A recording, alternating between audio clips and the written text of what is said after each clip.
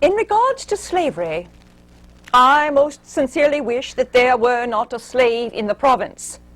It always appeared a most immoral scheme to me to fight ourselves for what we are daily robbing and plundering from those who have as good a right to freedom as we have.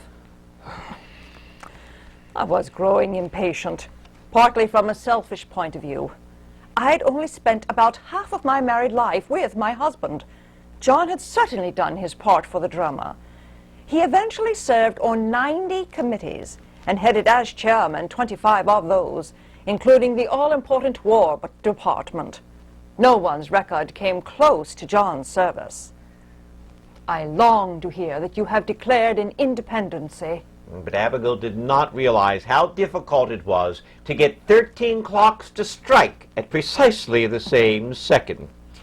And the slavery issue was one of the barriers, but we were getting close.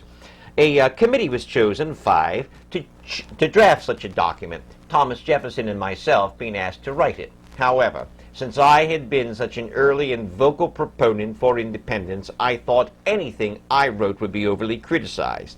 So Thomas wrote the document himself. You know, his first draft did include a long section on the evils of slavery. But if we wanted to have a United States to fight for the cause of independence, that issue would have to wait for the future.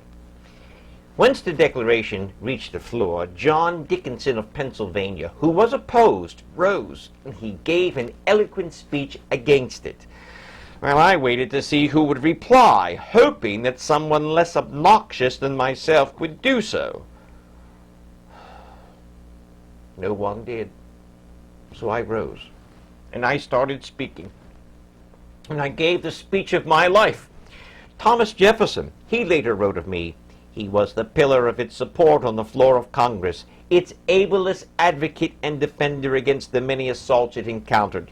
Another delegate wrote, the man to whom the country is most indebted for the great measure of independency is Mr. John Adams of Boston. I call him the Atlas of American independence. On July the 2nd, 1776, the resolution calling for our independence from Great Britain passed 12-0. New York State abstained. I happily wrote to Abigail, the 2nd day of July will be the most memorable in the history of America. It ought to be commemorated with a solemn act of devotion to God Almighty. I am apt to believe that July the 2nd will be celebrated by succeeding generations with pomp and parade, shows, games, sports, and illuminations from one end of the continent to the other from this day forward forever. Well, John was off by 2 days, as the nation chose to celebrate in such a fashion on July 4th, the day the actual document of the Declaration of Independence was approved.